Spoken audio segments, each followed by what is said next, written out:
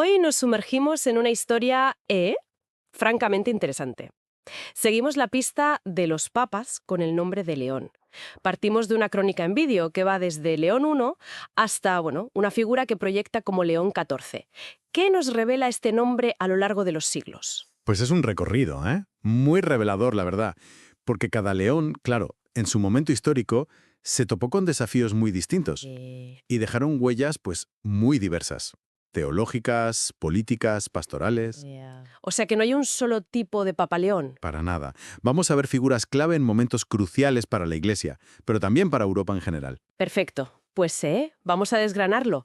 Empecemos por el principio, ¿no? Por el que casi define el nombre. León I, el Magno. Vaya título. ¿Por qué tan magno? Bueno, es que fue una figura colosal. Estamos en el siglo V, un momento muy convulso. En lo teológico, su famoso Tomo de León. Ajá. Un escrito doctrinal importantísimo sobre la doble naturaleza de Cristo, divina y humana, fue decisivo. Marcó la pauta en el Concilio de Calcedonia, en el 451. Vale, o sea que zanjó un debate teológico enorme. Y no solo eso, sino que reforzó muchísimo la autoridad de Roma, su peso doctrinal en Occidente. Entiendo. Un pilar teológico. Pero también se le recuerda por acciones más terrenales, digamos. Lo de Atila. Exacto. Ahí entra la faceta política. El imperio de Occidente se estaba, desmoronando. Y él se convirtió casi en el defensor de Roma. ¿Frente a Atila el Uno? Eso es.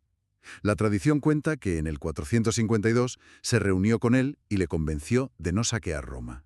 Y luego, con el saqueo vándalo del 455, aunque no pudo evitarlo, sí negoció para mitigar la violencia. O sea, un líder espiritual, pero también un protector civil casi. Justo.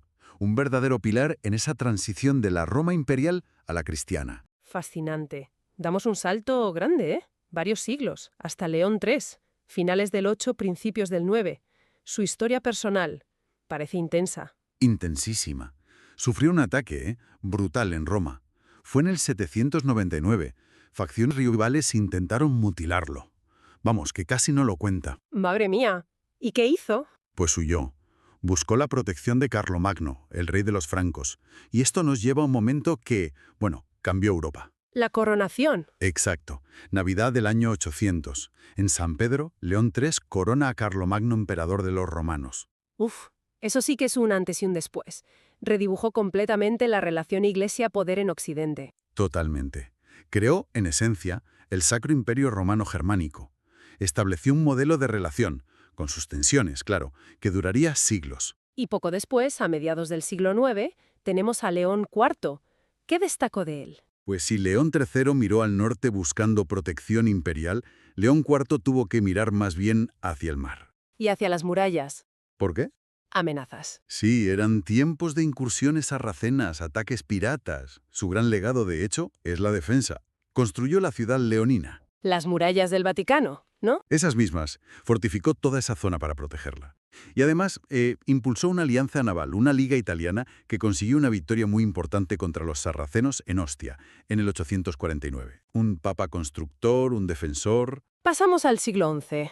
León IX. Una figura que suela a reforma. Así es. Se le considera uno de los grandes iniciadores de la reforma gregoriana, aunque fuera antes de Gregorio VII. ¿Qué hizo concretamente? Pues viajó muchísimo por Europa, celebró sínodos, luchó contra la simonía. La venta de cargos, ¿verdad?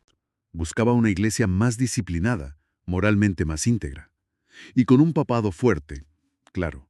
Pero su pontificado también coincide con un momento de ruptura muy doloroso. Precisamente.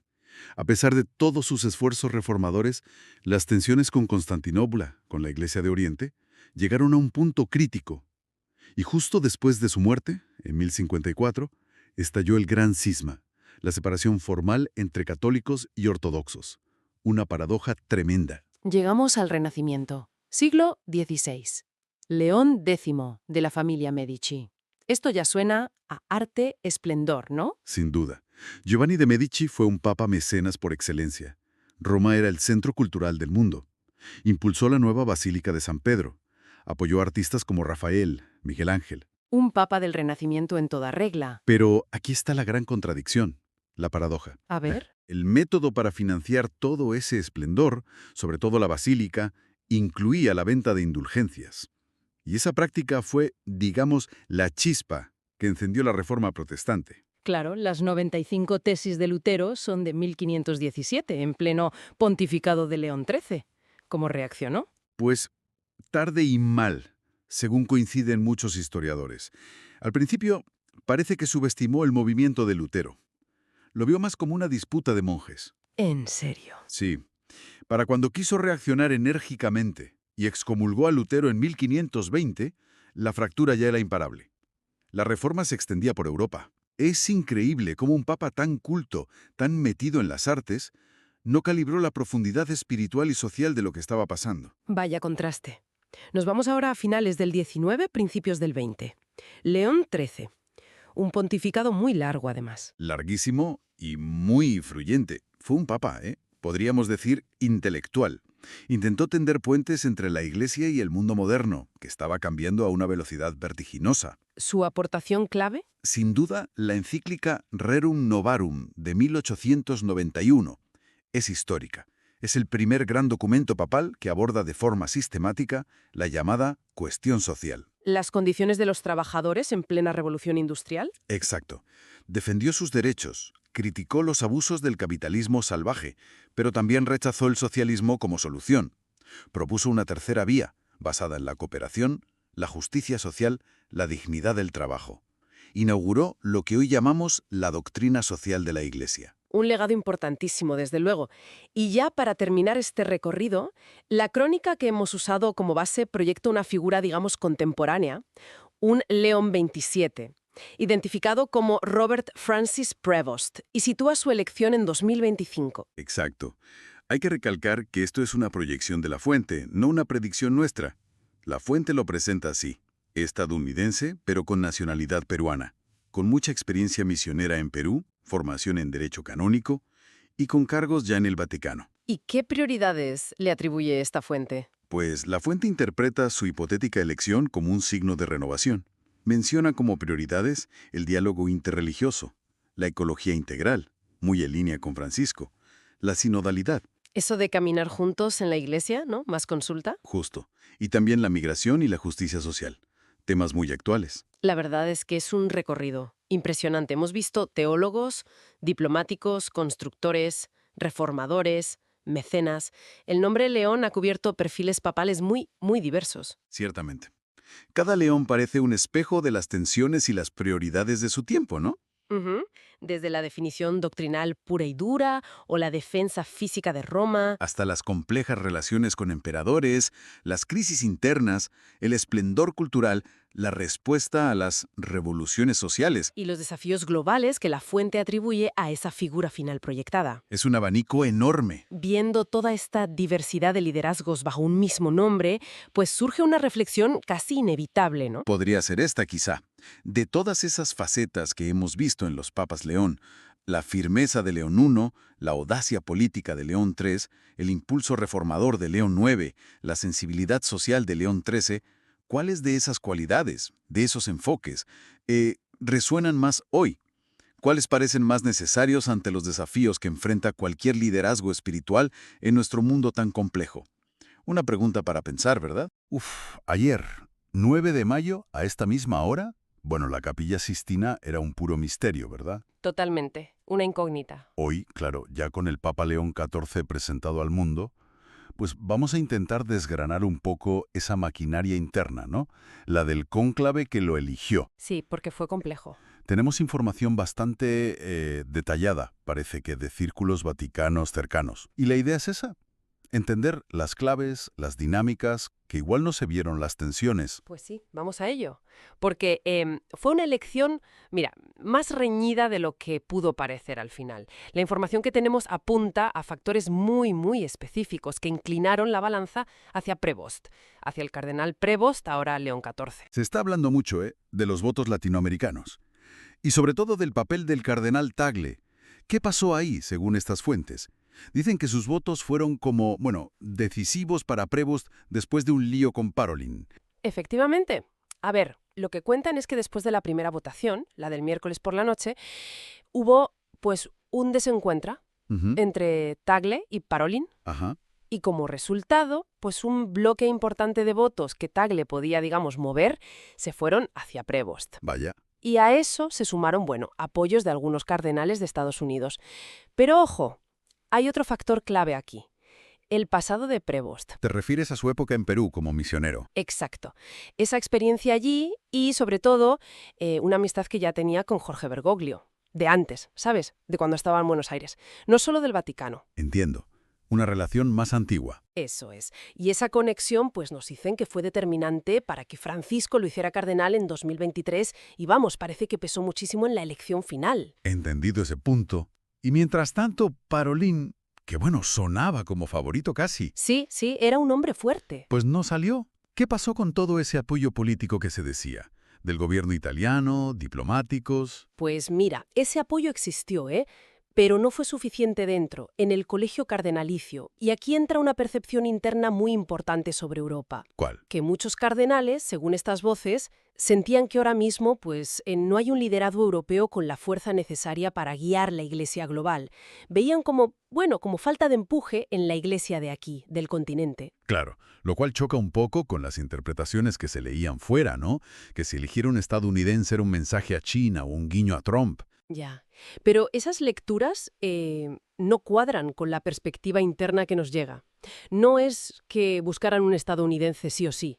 Buscaban un perfil concreto. Entiendo. De hecho, a Provost se le ve más bien como, alineado con Francisco. Incluso fue crítico en su día con políticas de deportación asociadas a Pence, por ejemplo.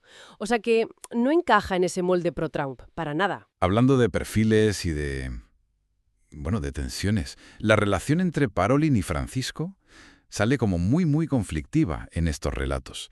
Se usa hasta la palabra traición. Sí, es un término fuerte, sí, pero aparece.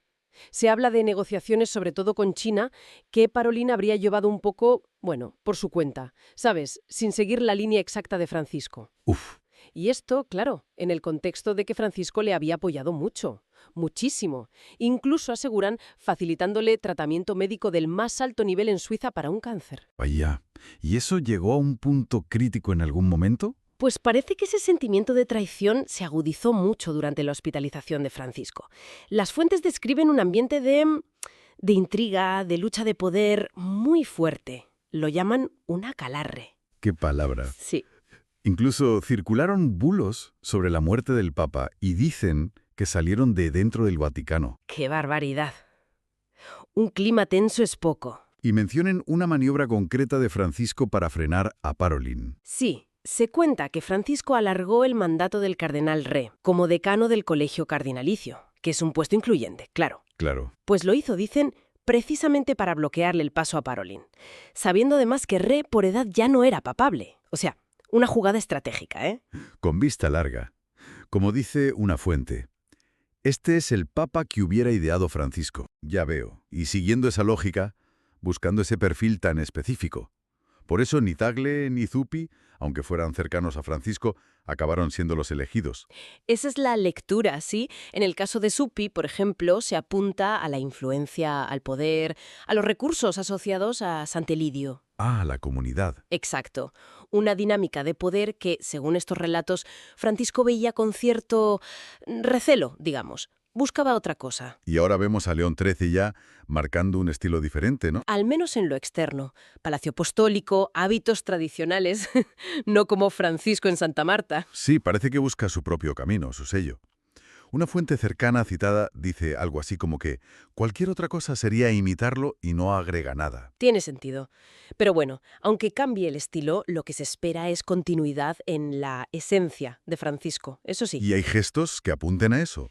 Pues mira, un gesto muy comentado fue nombrar a Francisco 2 veces en su primera homilia. ¿Ah, sí?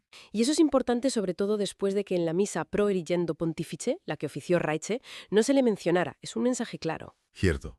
Y luego hay detalles curiosos, ¿eh? Dicen que su letra, la manuscrita, se parece a la de Francisco. Y que fue elegido con 69 años, la misma edad que León XIII cuando empezó un papado que duró 25 años. Anda. Curioso. Incluso que la primera noche durmió en su residencia anterior, antes de irse al palacio. Pequeños detalles.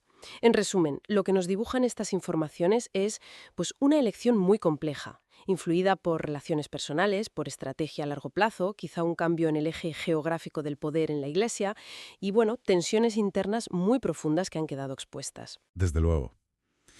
Y claro, todo esto deja una pregunta ahí flotando, ¿no? Si damos crédito a esta narrativa, a esa planificación de Francisco, a esas divisiones tan claras, la supuesta traición de Parolin, las maniobras para pararla, pues, ¿qué otras agendas o qué otras fricciones que no vemos podrían seguir ahí, latentes, bajo la superficie en la jerarquía? ¿Y cómo podrían influir en los primeros tiempos de León XIII?